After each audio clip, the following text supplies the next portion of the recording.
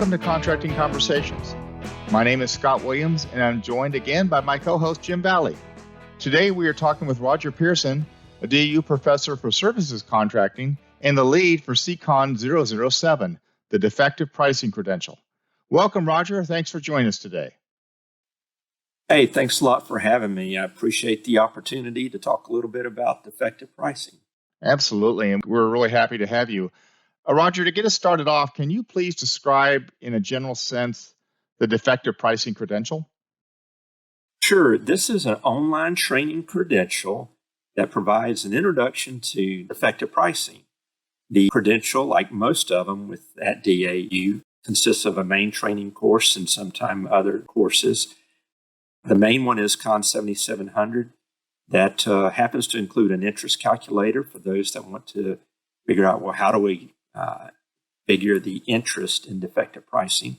It has a capstone game, and also it has a novel negotiation strategy paper that gives you a little insight as to maybe what contractors are thinking or how they're going to approach defective pricing. The course answers questions such as, what is defective pricing? Is defective pricing a contract remedy? Are there instances where defective pricing requires a legal remedy?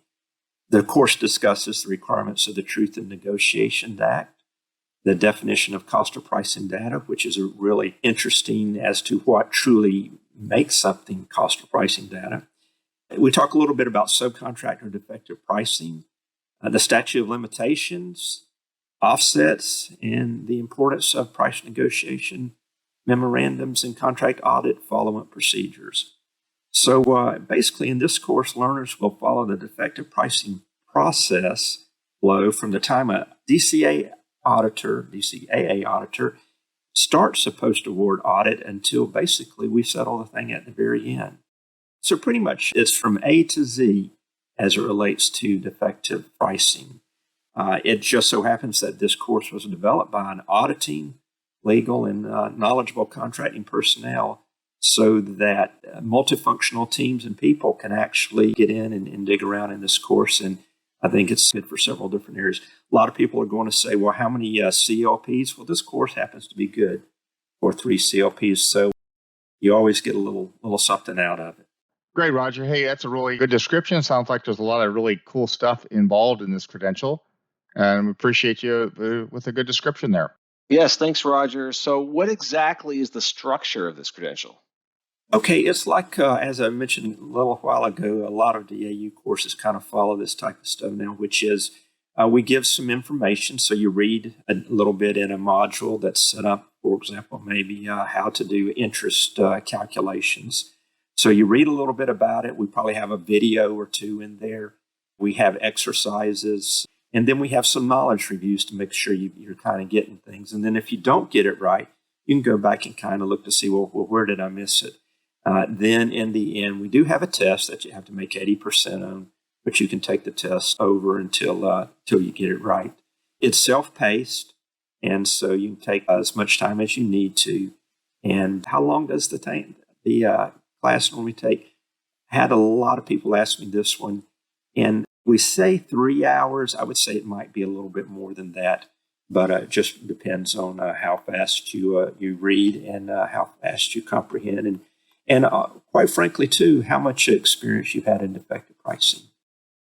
Great. Thanks, Rodger. And who do we see as a target audience for this credential? Well, I'm glad you asked that question. Frankly, most contract specialists will never do a defective pricing. However, it's always good to know a little bit more about the big world in acquisition.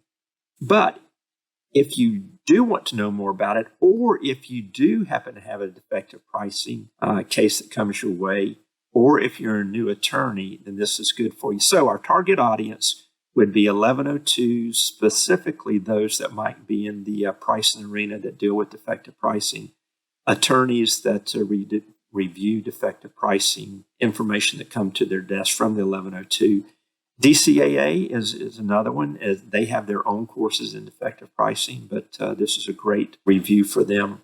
And sometimes BCMA can learn a little bit about this because they are usually our ACOs and our eyes and ears out in the field. All right. Thanks, Rodger. A very interesting area of contracting. So thank you so much. Appreciate you coming to the show today to discuss the Defective Pricing Credential.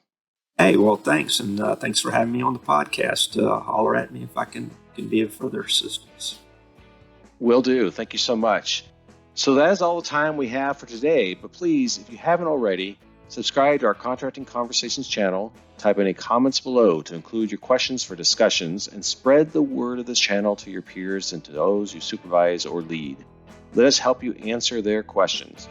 We look forward to having future contracting conversations with you.